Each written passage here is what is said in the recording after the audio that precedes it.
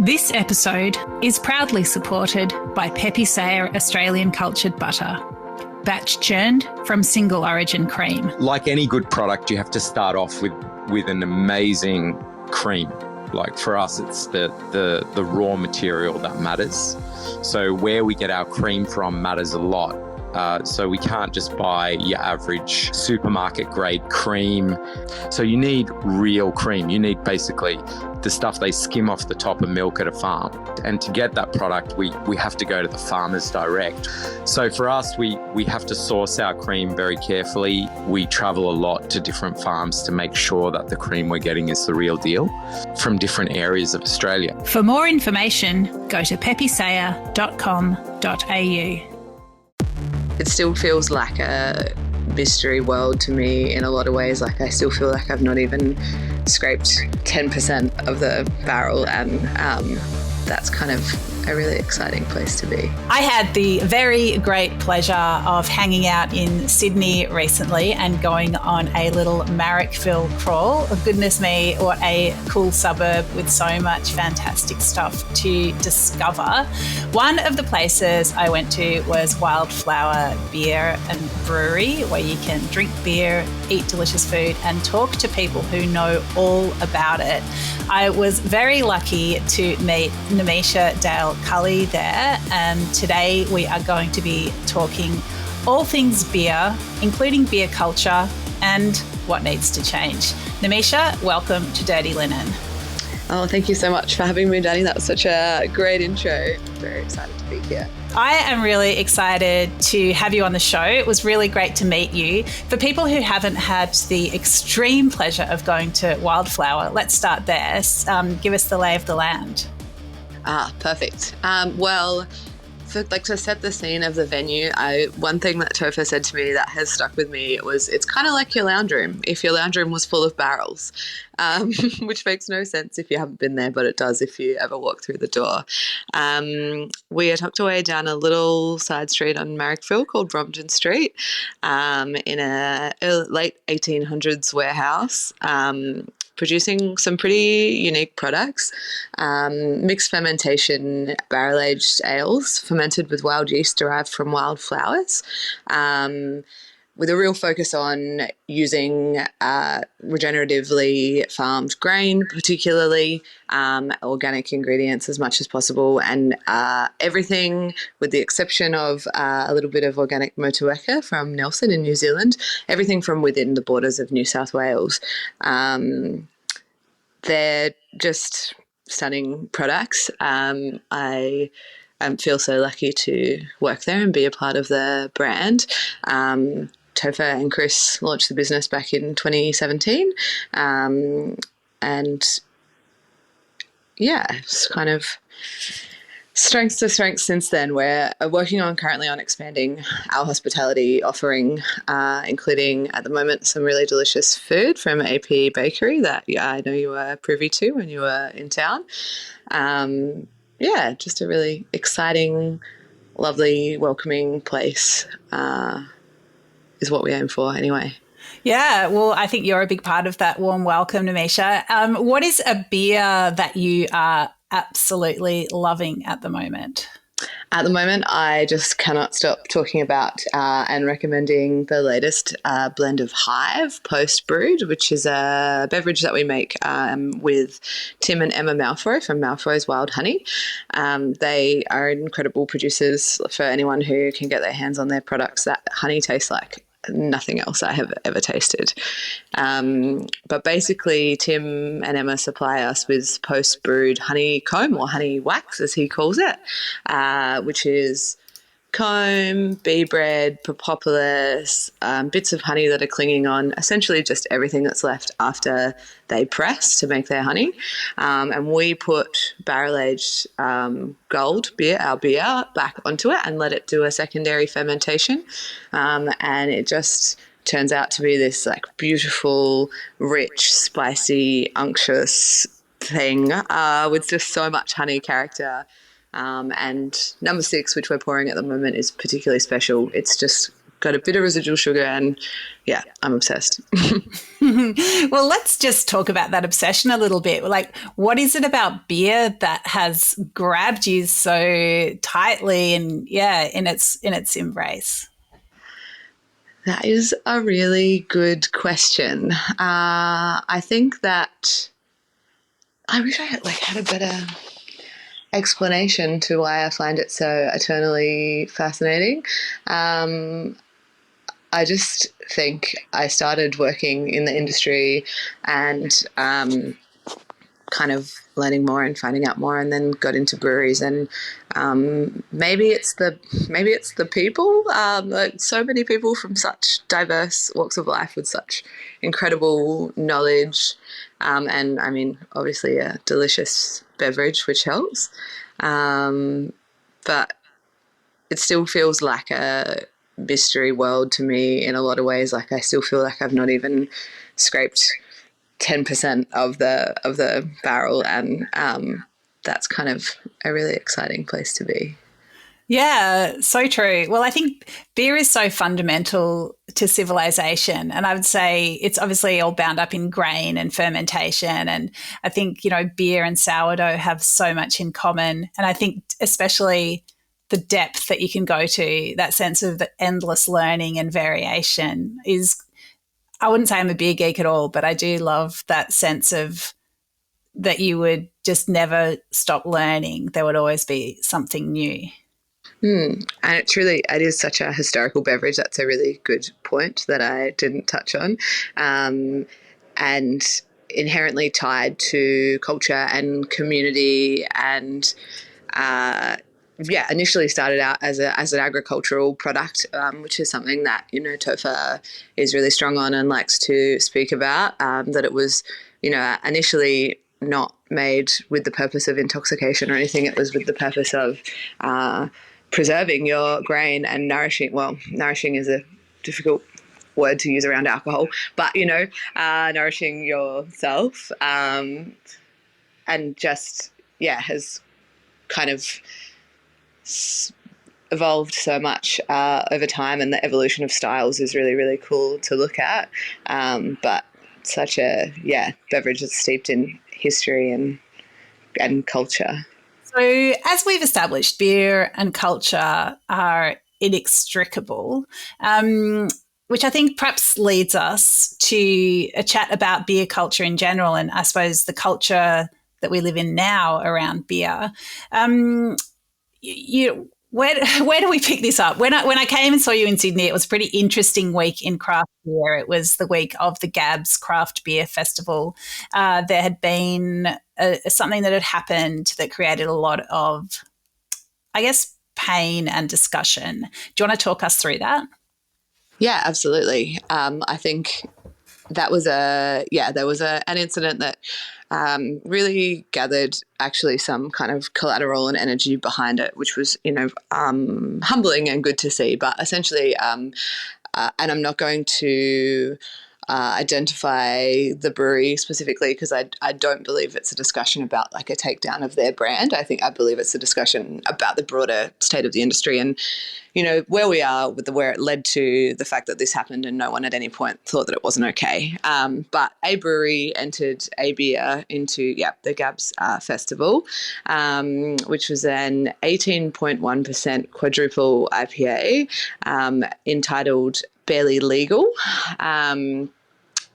There was a description around it, and forgive me, I don't have the exact wording in front of me, but it was something to the effect of, the last line of the description was something to tell your friends about, and it was described as, adventurous, which that in itself raised some red flags for a lot of people. But then they went as far as to post a promotional video for this beer, which featured the tap decal, which was a direct ripoff of Pornhub, their branding, and with, porn-esque music in the background of the video. So there was a really wonderful woman on Instagram called Chicks Invented Beer, and she basically started kind of making some noise about it, and then a core sort of group of women in our industry became aware of it and were starting to talk about it and share things about it. And the point actually where there started to be some movement from them was Clementine Ford got involved. And obviously Clementine, who is, you know, wonderful and incredible and has a lot of followers and a fair bit of clout.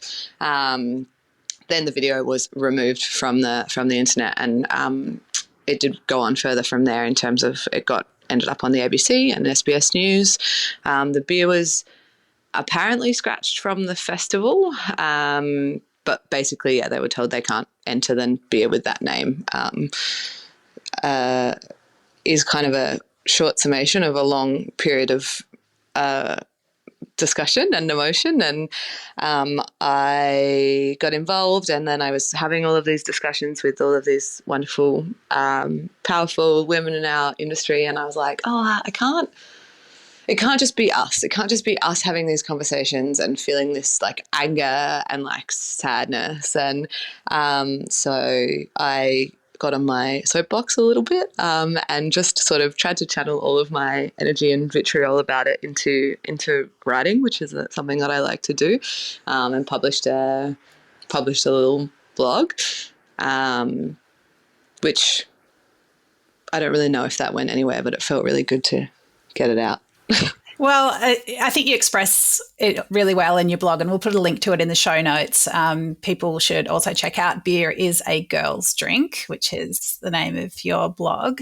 I suppose, you know, some of the feelings that I've got around this are how familiar the trajectory of it was. It was just, you know, something obnoxious occurs, or perhaps, you know, occurs sounds so benign. It's, people do something obnoxious. Let's make it active, because people are making decisions about these things. People do something obnoxious. They're called out. They say it's a joke. You're taking it too seriously. There's a whole kind of diminishing of feminist rage, which I think, you know, women are incredibly familiar with. And it's very tiring and it's very disappointing. It's really quite boring, but yet you just sort of have to engage with it over and over again. So it's diminished, and then eventually the noise becomes loud enough that it's like, oh, okay, fine. We'll there's a half-hearted kind of missing the point apology and a promise to do better. And I think, you know, there are many arenas in society where these things go round and round and round, and they flare up every now and again. I'd say the beer industry, from my, you know, outside perspective, does seem to be one where there is a lot of quite organised movements for change, particularly from women, but also of other diverse groups. But I mean, what do you think that's something? Do you think, I mean, what is the beer industry like? You know, you're a woman in beer. There are lots of great women working in beer. What kind of space is it? Look, I think for the most part, I will preface it with a bit of positivity in that, like, I do think there is a shift noticeably for me in the 5 years that I've been in the industry, and I do think there is a lot of excellent people out there who are doing work in terms of diversity and equality in our industry. But it speaks to, and I think I was listening to the Brewers News podcast the other day with Matt Kierkegaard and Serena Kuntz, and I've forgotten the third man's name, which is very terrible of me, but they were speaking about how kind of instances like this hold the whole industry back, and how we need to like elevate beer and people's understanding of beer, because in Australia, kind of culturally, I think like people have this really simple, like, beer is just a thing that you drink down the pub kind of mentality. And a lot of that is tied to men at the pub, you know, blah, blah, blah. And these are quite male dominated environments, and everyone that I know that is you know, female or non-binary or otherwise kind of diverse in the industry feels this real pressure to have to prove yourself and prove your knowledge, because people don't believe that you know things. And like the amount of times for me that men will come up to the bar and say, oh, so do you like beer then? And I'm like You don't do a career in hospitality because it's fun or easy. Like, you do it because you really love it and because, anyway, that's another discussion. But there is this real subtle, well, not always subtle, but just belief that women don't, drink beer or understand beer, or, people coming to the bar saying, oh, what do you have for women? And I will be like, oh, I've got 13 taps of delicious beverages for women, actually. And I think that for me, what I'm realizing now is the more subtle ways that the industry does hold us back. I'm really lucky to work somewhere like Wildflower, where Topher is just Topher and Chris, such shining stars of what it is to really champion the women that work for you and push them to the front and really provide everyone with an opportunity and a platform and respect.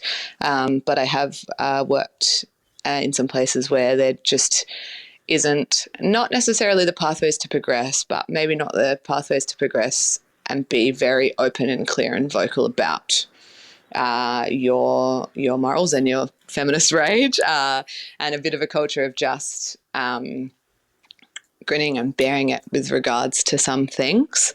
And I don't want to do that anymore. And I remember feeling like I had to, and I think my reason for using my platform is that I want other women to know, particularly who are starting out in the industry, that they don't have to tolerate this behaviour.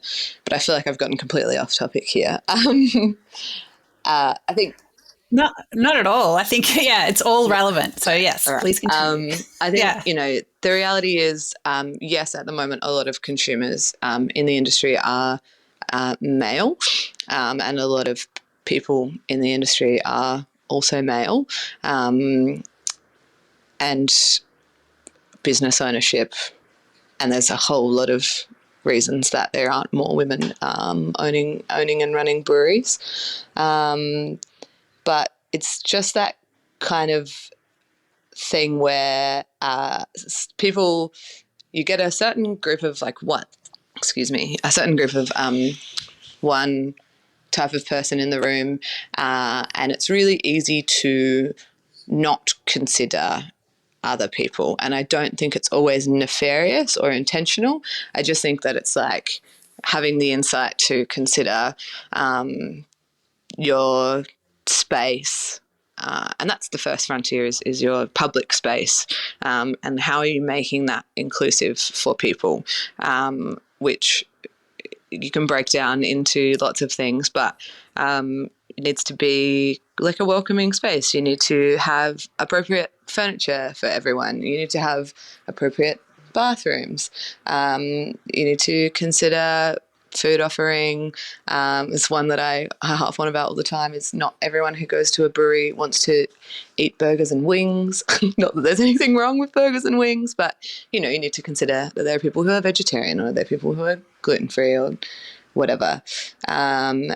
And spaces being welcoming for families, all of that sort of stuff, because until you do that, you're only going to see representation of the same type of people in these spaces, which are the ones that the spaces are made for, which makes it harder to be there as anyone else. How important do you think it is to be explicit about these things within a business? Like, or within, let's say, a beer festival? Like, do you think things like codes of conduct or mission statements, those kinds of things, are useful? Absolutely so needed. And lots of people who this doesn't affect will say, oh, it's it's the woke police, or it's virtue signaling, or whatever. But it's really not. Having a clear standard of behaviour there, like even printed on something at your festival, to like have something to point to when someone is behaving inappropriately and being like, this is not it. That's why you're out of the festival. And having actually actionable outcomes to these things as well, because I think it's really easy we're really good at saying the words and saying that we're doing the things, but we're not really good at taking accountability and actually taking action. So even something I was speaking to Rich Adamson the other day, one of the owners of Young Henry's, who's a member of the Independent Brewers Association board. And, he was saying maybe we need like a disclaimer when you buy a ticket to a festival, you sign this disclaimer to say, I understand that this is the expectations of behaviour. And if I don't meet that, then, I'm going to be kicked out of the festival.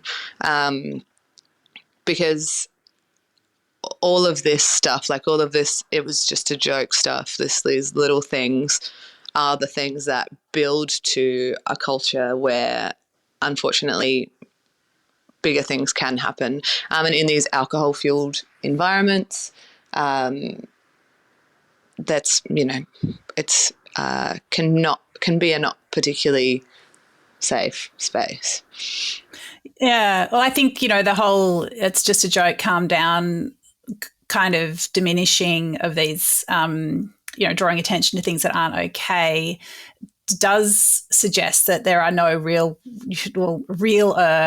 world outcomes from some of these decisions that people have made. And I noticed that you put on your blog about a Drinks Agents for Change diversity survey, which said that 15% of respondents had experienced harassment within the past 12 months. And at beer events, 22% of respondents had been harassed on the basis of their gender. 17% had been sexually harassed. I mean, that is just disgusting. Mm-hmm. Yeah, it's like not even shocking to me, which is kind of the upsetting thing, I think.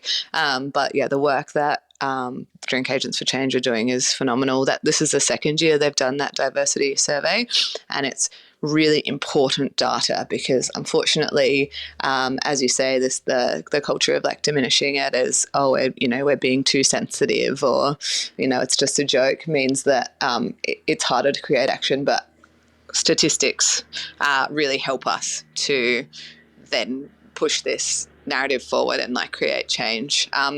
There was some other of the results of the survey which they published recently, which I thought was really interesting, was the responses of people in the industry who were male or hadn't been harassed versus people in the industry who weren't and had been harassed, and the difference in their responses. And one that's like really stuck in my mind was this person who was just like, this is not an issue. Stop creating a problem where there is none.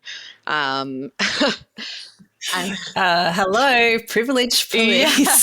And I was like, your privilege is showing. But, but that is unfortunately a lot of the rhetoric for people. And there's a lot of people, I think, who go, oh, but I'm a good guy. Like, and I know that, and there are so many wonderful, wonderful men in our industry. Like, I have so many male co-workers that I love dearly, and respect so much. But you need to be able to take accountability for it's the same as I wouldn't say to someone, oh, but like, I'm not racist, I'm a good person. Like, I take accountability for white people, what colonizers have done to our country, and like all of that stuff. And you have to be willing to take accountability and say, oh, I'm really sorry that happened for you. How can I help create change? Yeah. Are there any industries that you look to that you think are doing a really good job in this space? That's a good question. I don't really think so. I don't really.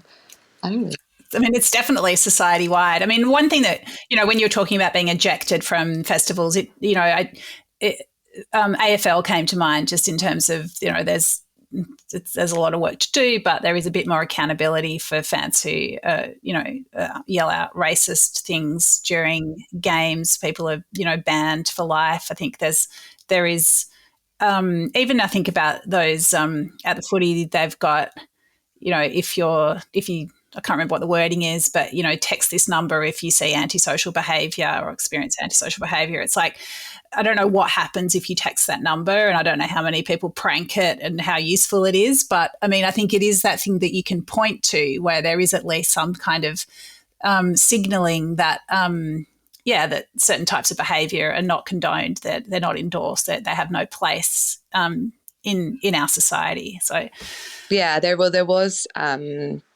I don't have a great deal of information on this outside of what I've read and looked at, but recently there was a craft brewers conference in Nashville in Tennessee, which is a huge festival with 16,000 people attending or something crazy like that. And there was some stuff that came out of there, but they were using a third-party reporting app, which, again, was signposted around the event to scan a QR code if something happens.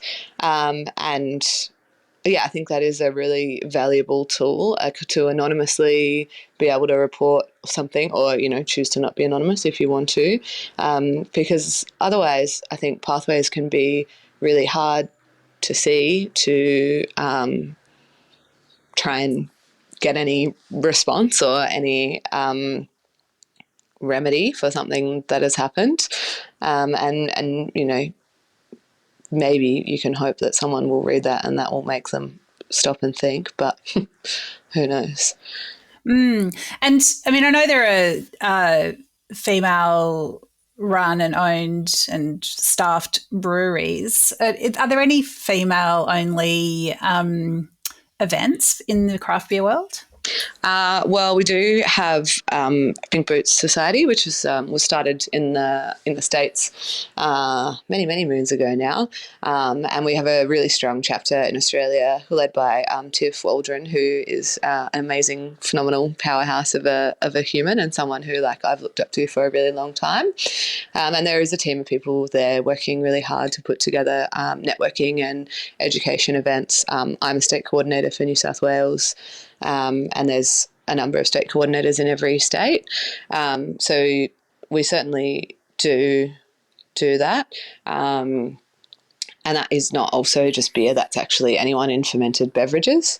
So that opens that up to obviously brewing and distilling and, winemaking and distilling and all of those things. There's also some really powerful women here in Sydney. There's a little organisation, not a little organisation, that's terrible. There's an organisation called Women in Revolution, which was launched by a group of wine professionals here in Sydney who are also doing the same networking, education, just really, I think, trying to provide people with opportunities to build community. And I think the feeling that you get when you walk away from being in a room of like-minded people like that who are supporting each other and building each other up and reminding them that you're not just on the coalface every day of trying to call out comments or attitudes, and that there are other people fighting that fight alongside you is so valuable. So hats off to everyone who's putting those events together. We're all volunteering our time, but that's to create a better future for everybody. Oh, I love that, Nemesia. So if there's a woman who's starting out in beer listening to this and just wondering, perhaps she has experienced some of those comments or, seen whether it's branding or ads or whatever that makes her feel like this isn't a safe enough space to forge a career in, do you have any advice for that person? Oh, let me think about how to say good words. I think that my first piece of advice would be in times where you don't feel like you can speak out or you feel a bit hopeless, look to those people in the industry that are out there making noise and calling this out. Just really absolutely get involved with any industry bodies that you can, Pink Boots, any of that stuff, and get in contact with those people. Because for me, I looked to Tiff, who is the head of Pink Boots Australia, and Lindsay, who's the national coordinator of state coordinators in my early days, and they were so outspoken and vocal and strong in their beliefs, and that gave me hope that maybe one day I could be like that. So look to those people and just remember that you're never alone. Sometimes it feels really, really shit, but there is just as many good people out there who are trying to push change, and people who are willing to support you and tell you that you're not crazy. Yeah, well, I love that. And, heroes and mentors are so important. I think messaging is really important too. And I think you do that with your blog and your Instagram, beer is a girl's drink. And also that person you mentioned that's got Chicks Invented Beer, I think you said it was. Like this idea that actually, guys, this isn't a man's drink. Like, we got this. Yeah, well, that's the thing. Like when I was speaking to history, which I should have touched on before, when I was speaking to like the history of beer, if you actually have some knowledge and do some research, it's all women. Yeah. Alewives. Yeah. So, yeah, great. Well, I think you are definitely part of a brighter future in beer for women and other diverse communities and voices. Thanks for being part of the change and for sharing with us today, Nemesia. It's, really awesome to know you. And, you certainly opened my mind to different beers, and I look forward to that journey continuing. Oh, thank you. Thank you so much. I'm just really grateful to you for giving me the platform, because I think that, we need to take this discussion outside the kind of four walls of our industry and really help everyone else understand and hopefully welcome some more diverse people into the beer scene, into our spaces, into our businesses, and have them really know that there are people who are trying to make it a safe space for everyone, and we will keep pushing for diversity and not, as you said, not just women,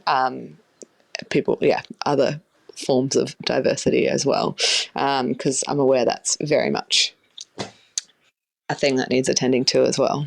Yeah, well, I stand with you. I think this stuff really matters. There's real world outcomes. It can be, life-changing for good or for bad for people. So, it's great work that you're doing. And let's rock on. Yes, absolutely. This is Dirty Linen, and I'm Dani Valent. We air the issues that the hospitality industry finds hard to talk about, hearing from different people with unique perspectives. We want to hear from you as well. If you have something that needs to be said about a topic, get in touch so we can include your perspective. Contact us at dirtyLinen@deepintheweeds.com.au or hit us up on Insta at Dirty Linen Podcast. We can't wait to hear from you. This